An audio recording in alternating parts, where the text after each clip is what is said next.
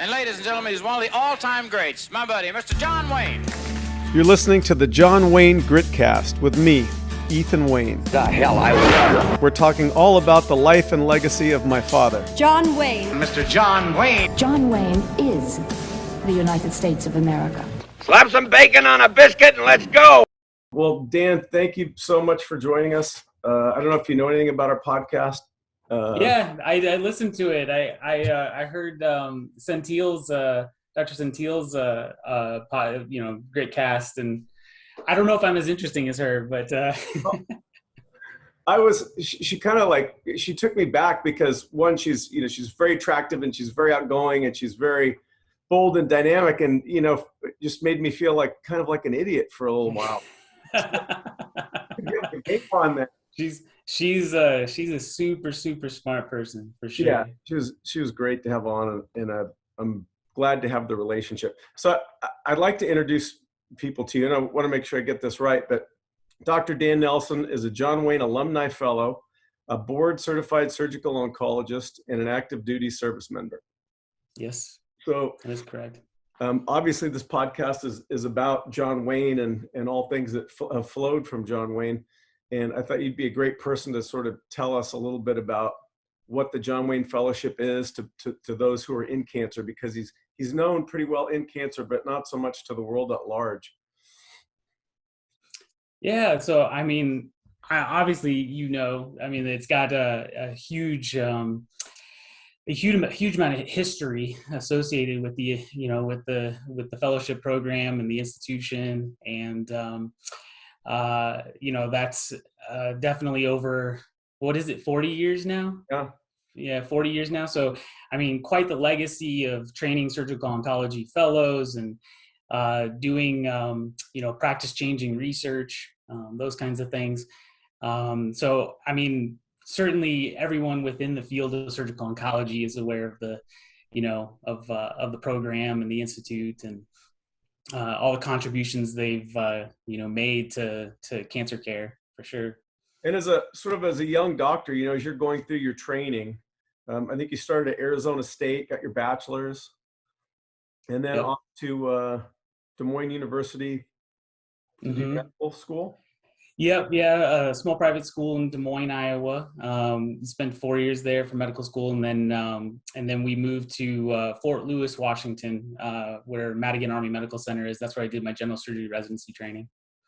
And then, how did John Wayne come on your radar? How did you decide to? Yeah, I mean, so I guess I take this kind of for granted. When I was going through residency training, MSLT1 had just been published, which was looking at sentinel lymph node biopsy and melanoma. And then towards the end of my residency, Dr. Giuliano's Z11 trial got published, which was looking at, patient selection for not performing axillary dissection for breast cancer. So both of those studies were, practice changing, and they were discussed in our journal clubs during residency training and stuff. And so I was well aware of the John Wayne Cancer Institute just because those were two huge trials that were published, during my training. And that attracted you to the program, and you submitted and got a match?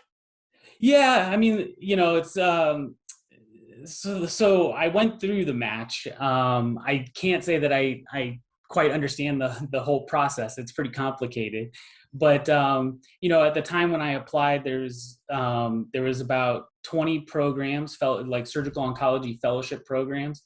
I knew I wanted to do surgical oncology when I finished my general surgery residency training, and the surgical oncology fellowship programs, they require you to have completed, medical school and to have completed a general surgery residency. And then, they're looking for something in the applicant. Each program is kind of looking for something in the applicant, and it varies, program to program.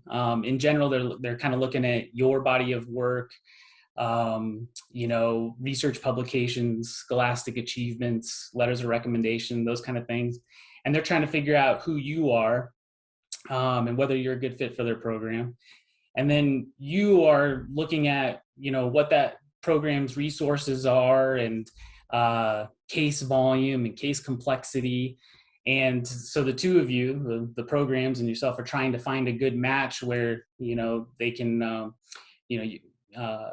accomplish each other's goals, but it's quite a process for sure.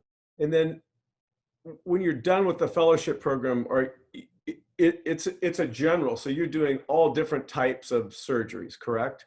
Yeah. I mean, so just for the general listener, so general surgery training is basically kind of all encompassing, right? So for 6 years, you do 5 to 6 years, you do specialized training in, gastrointestinal surgery and trauma surgery and vascular surgery.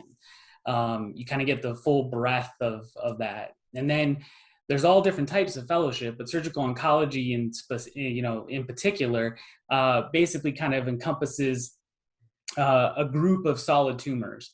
So it would be, endocrine, so thyroid, parathyroid, adrenal gland, gastrointestinal tract, which is everything from the mouth to the, anus, esophagus to anus. The hepatobiliary and pancreas tracts, so the liver, biliary tract, and pancreas. And then solid tumors of the skin, soft tissue, breast, those kinds of things. And so, during your additional 2 years of training in surgical oncology fellowship, you're getting specialized training in cancer surgery and then the management of cancer patients. I see. And then does somebody maybe specialize in one type of surgery once they go through a fellowship program like that? Like, will they decide, I'm just doing breast, I'm just doing melanoma? Yeah, for sure. I think, because that's where your research interest lies, or because that's where the interest in surgical procedures lies? Yeah, I think it's all of it. I think it's multifactorial. I mean, you have definitely kind of the clinical interest. So you may have particular interest in the types of surgery being performed, right? You may have specific research interests, right? Trying to advance, diagnosis and treatment of a specific type of cancer. And the other thing is that obviously, cancer the field of cancer and cancer surgery is ever expanding. So to be a broad general surgical oncologist can be very challenging, because you're trying to stay up to date on a wide breadth of solid tumor pathology, right? And so I think sometimes out of necessity, we further subspecialize just so that we can, maintain expertise in one particular field. Sure. And I do think in general, a lot of people don't realize like how broad that, if you're a cancer surgeon, there's so many different types of surgeries, and it is very specific to each issue that you guys help people through. So thank you for taking us through that lesson. And I forgot to mention what your position is now. That's okay.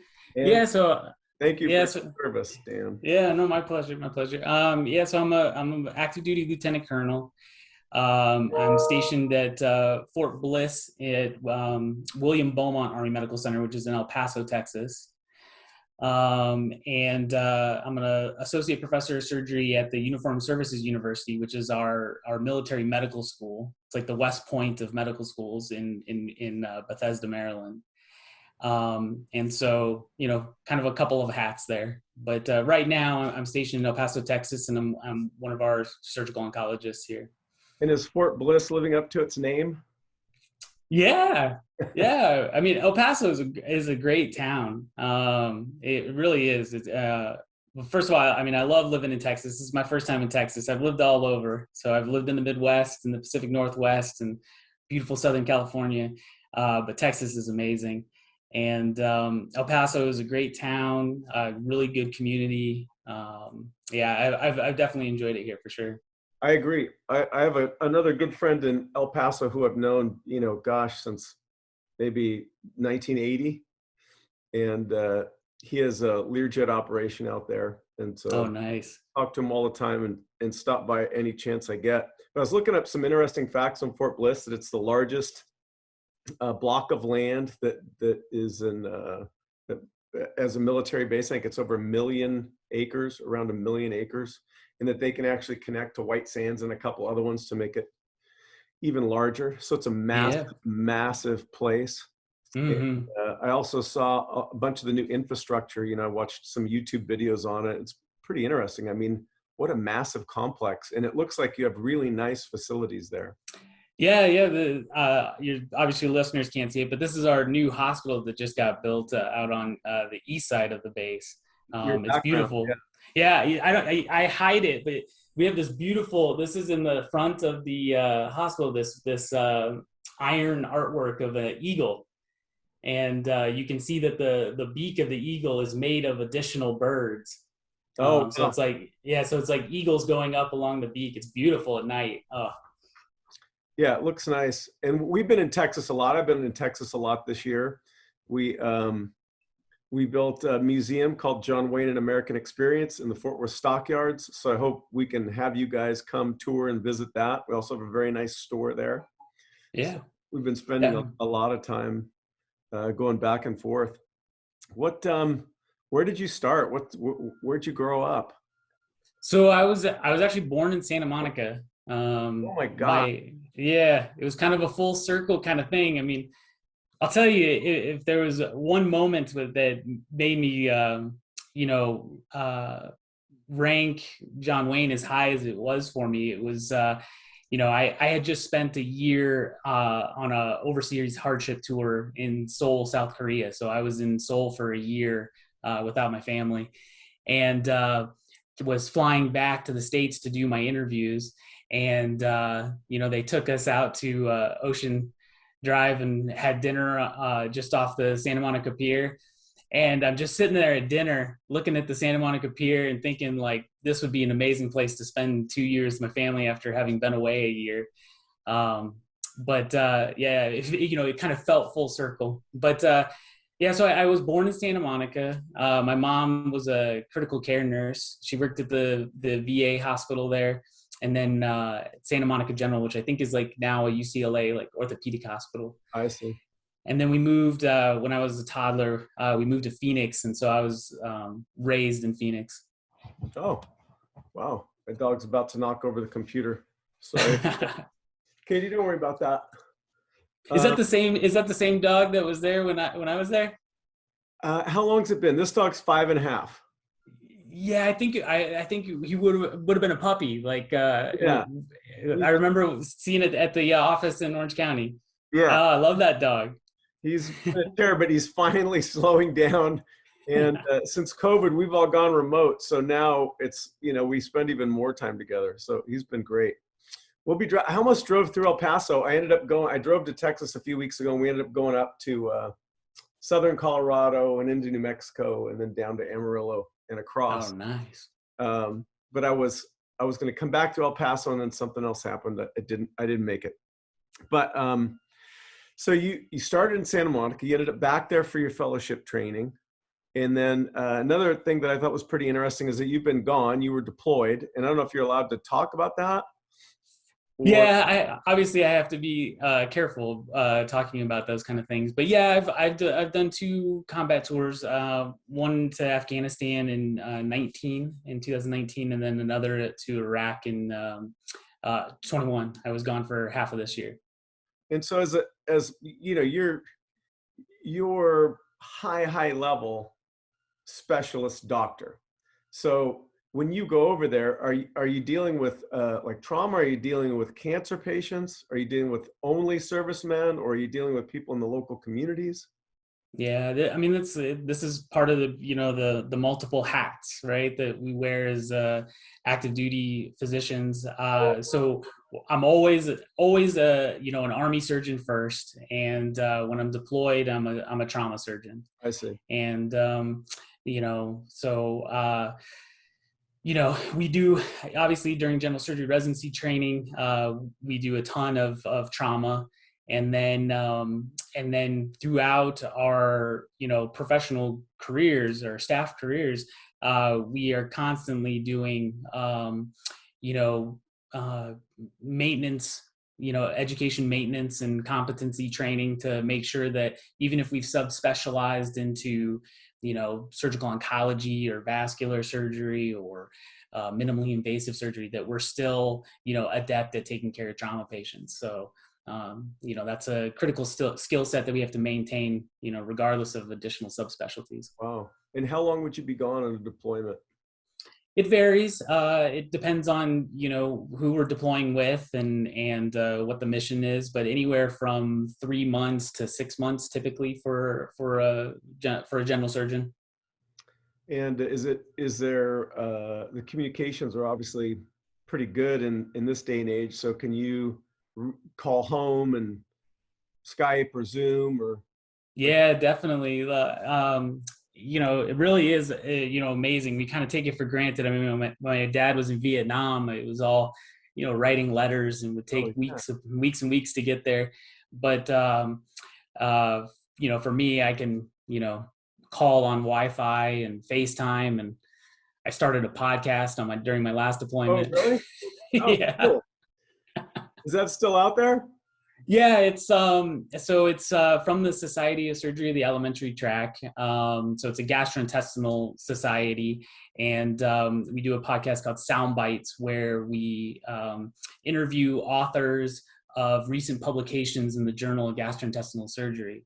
So me and my partner Jessica Zaman, her and I would basically do what we're doing right now, FaceTime with an author of a recent publication and ask them questions about the article. And did that come up because there were a lot of gastrointestinal issues when you're overseas in a different environment like that, or just? No, it's just, when you're not taking care of soldiers, you fill the time with other things, and whether it's doing research or other academic things back home, you still try to stay connected. And this was a way to stay connected, engaged with things going on back home too. That's pretty good. I worked in India in 93 or 4, maybe 92, 91, early 90s.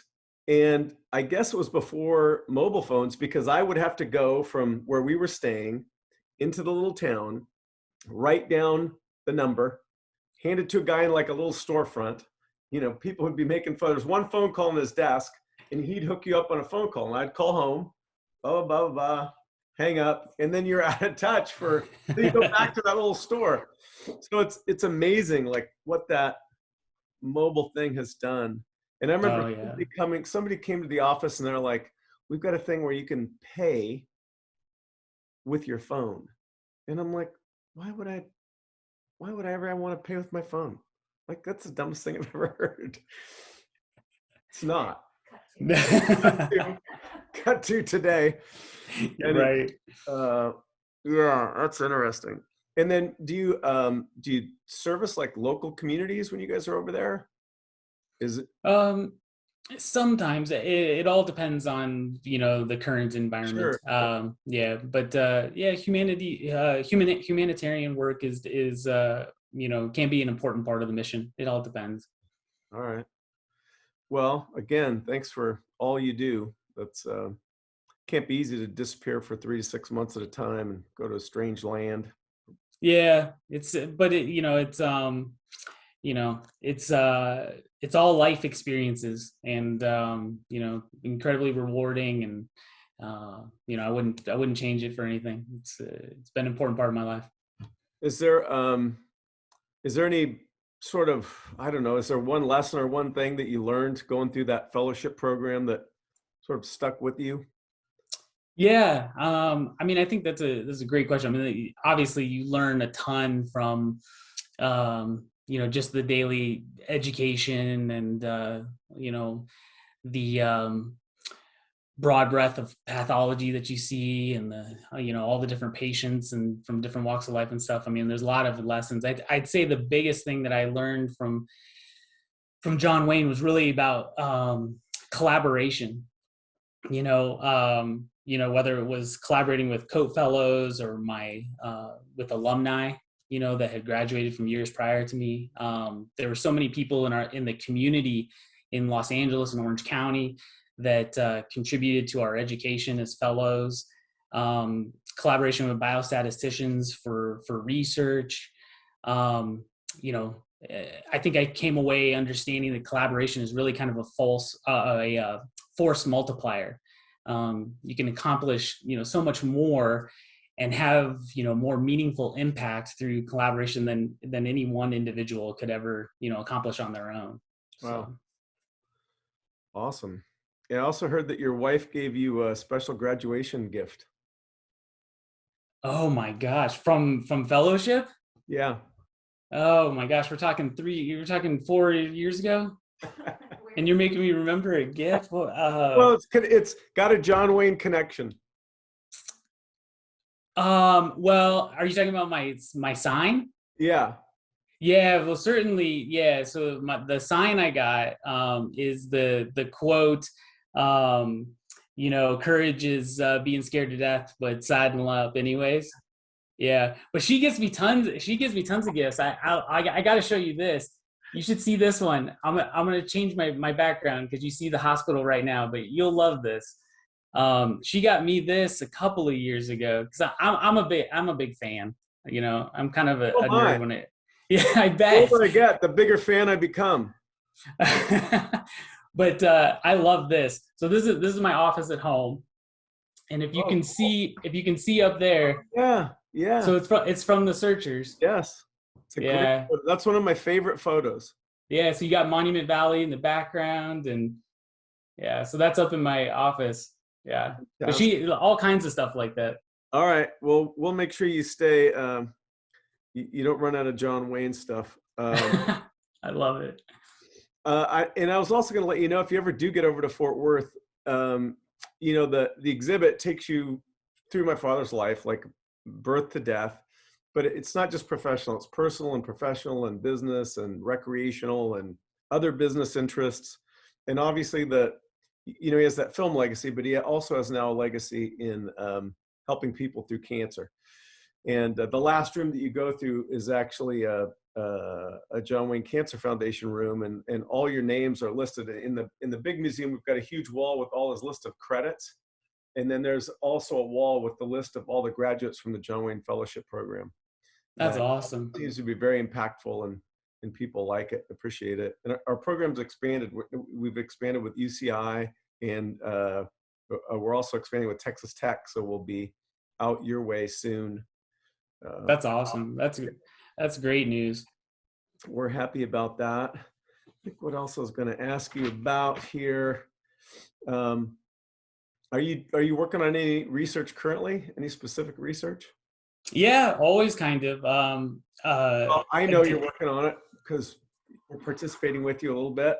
Yeah, I mean, absolutely. I mean, thank you for that. That was such a tremendous honor, actually. I mean, for you guys to help out in that way and contribute that way. I mean, I think it's important to recognize that, obviously, like, in the research we do, we're trying to make headway in treating, diagnosing, cancer earlier and have more successful treatments, all those kinds of things. But research really has impact in not only for the patient and in the administration of care and all those kind of things, but it has impact also in like the development of our trainees, which I think is an underappreciated or under-recognized value of research. So, as you're going through, just like when you're going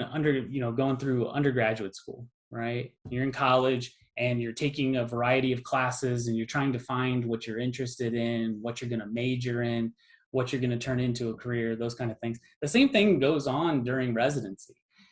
Somebody's chosen to go into general surgery, but there's still an immense field of which to, hone in on that practice and develop, a passion for something, right? And so research is a tremendous opportunity for our trainees to fall in love with a topic and develop a passion for it.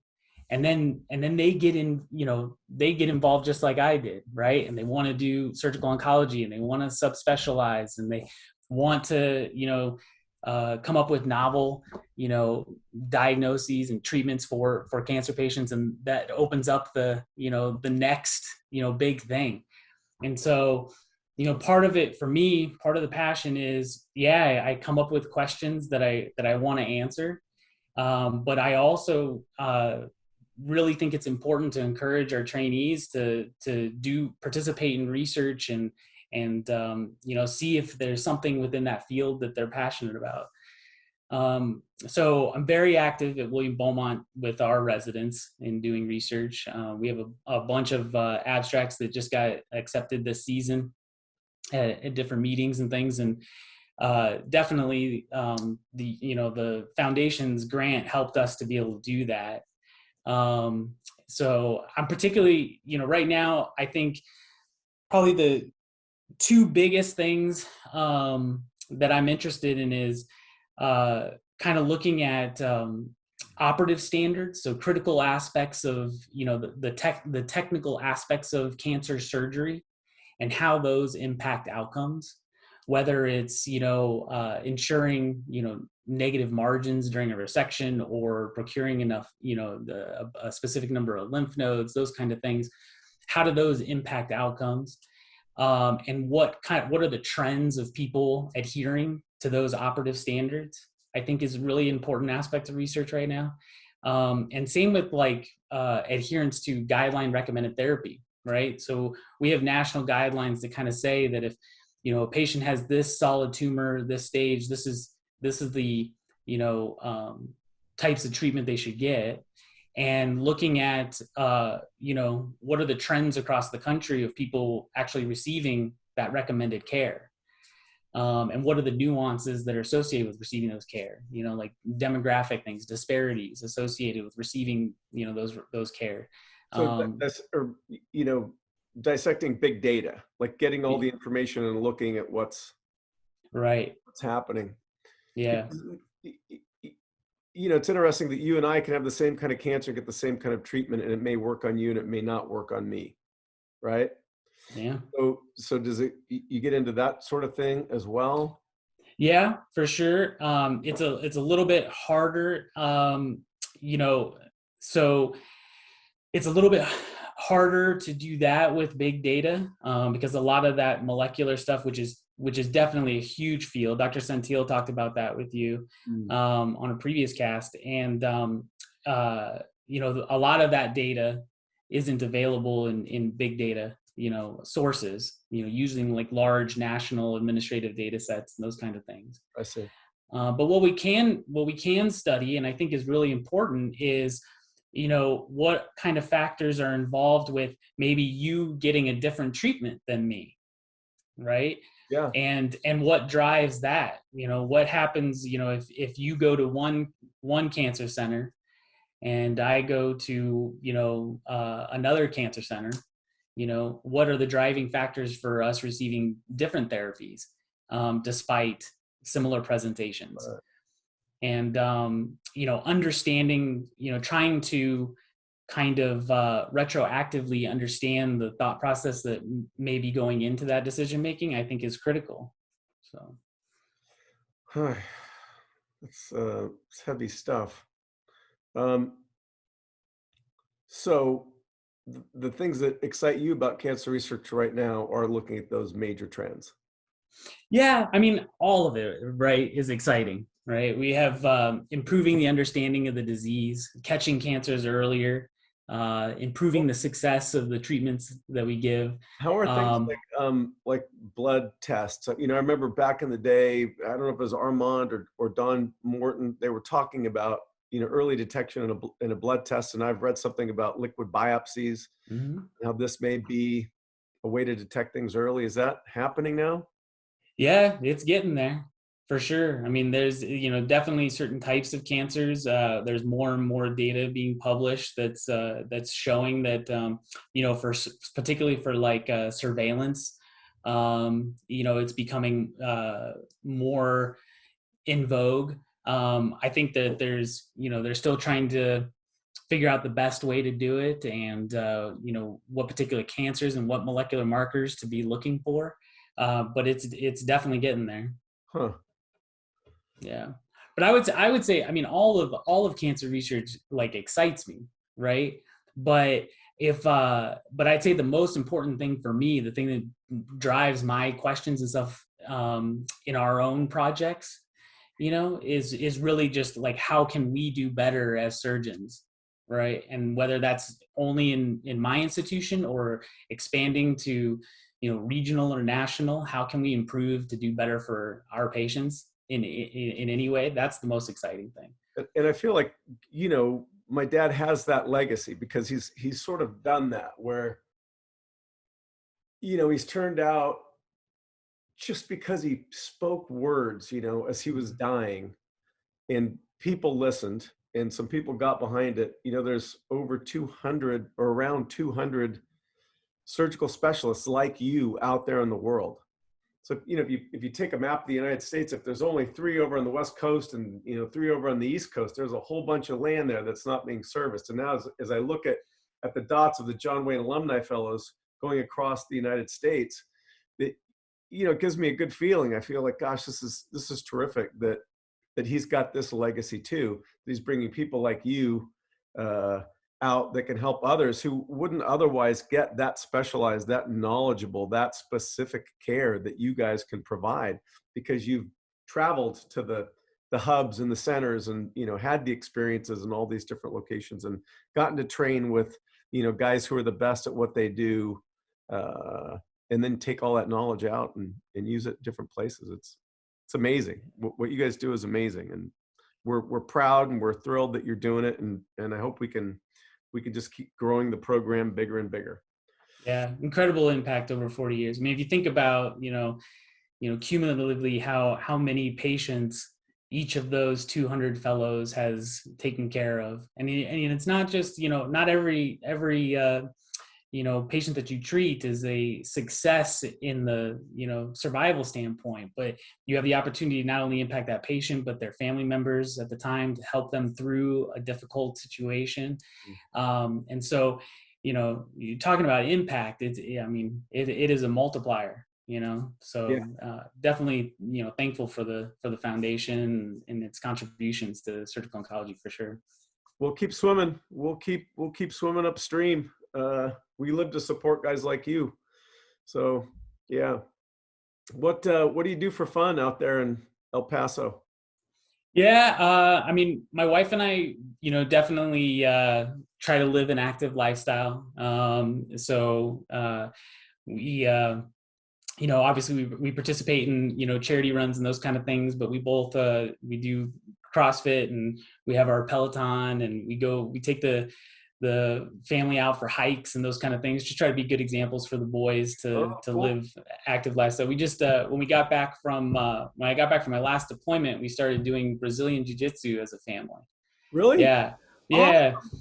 Yeah. So my wife and I are in the adult class, and the boys go, just before us. And, I don't think there's a better thing you could do for your kids or your wife or yourself, than Brazilian Jiu-Jitsu, but to watch kids do Jiu-Jitsu, it's got to be one of the funnest things I've ever experienced in my life.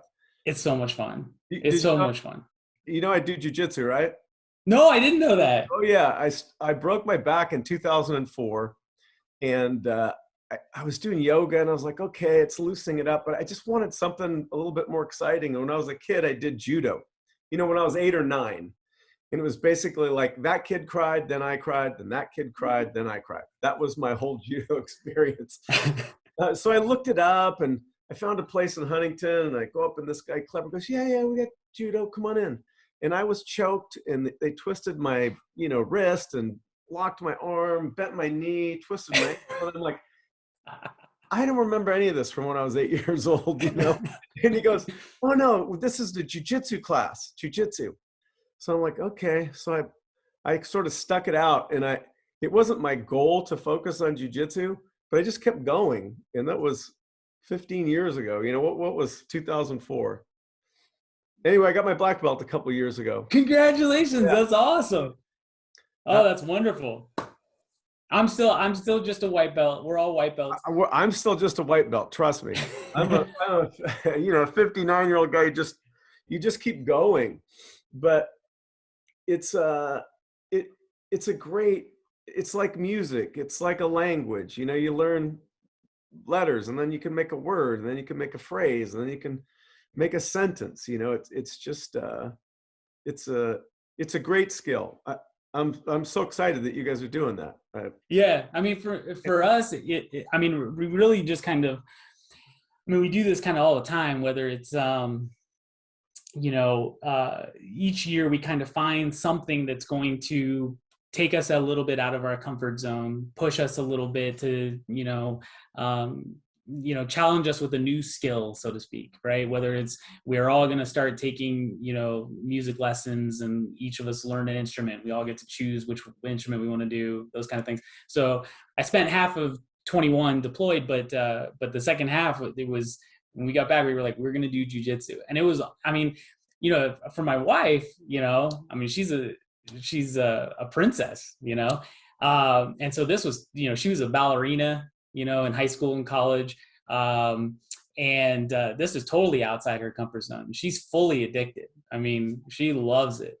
And, we've progressed to be able to do some rolling at the end of class. And, that pushes you to that red line faster than any workout I have ever done. Like you go from like the RPMs go from 0 to 60 in like no time, and you are just smoked. And it's just fascinating. I love it. Yeah. I love it.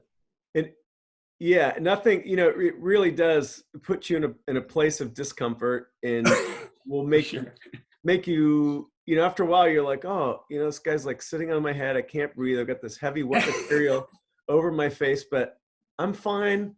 Like, I'm just going to keep sucking in little breaths of air and, quarter inch my way into a better spot where I can breathe, and then get my battery charged up, and then wait for him to move, and then take advantage. Yeah, it's amazing. It's amazing. Great for. I wish my parents had put me in there when I was a kid, because I don't know, I'm 59 now. I think I was 58 or 59 when I got my black belt. And so sure, I got it. They recognize my effort, but I don't know, am I 50% of what I was when I was, 30? What am I? You're only as old as you think you are. No, but it's a workout where your mind's engaged the entire time. And I think that's better than just 9, 10. Yeah. 11. That was the whole thing that got me going. There was just, I'm getting limber, I'm learning, and I'm thinking more than I'm worried about my reps. I'm actually thinking about what's happening. I love it. Yeah. Yeah. Amazing. Congratulations. What a move for family. Yeah. Amazing. More enamored with the Nelson family now.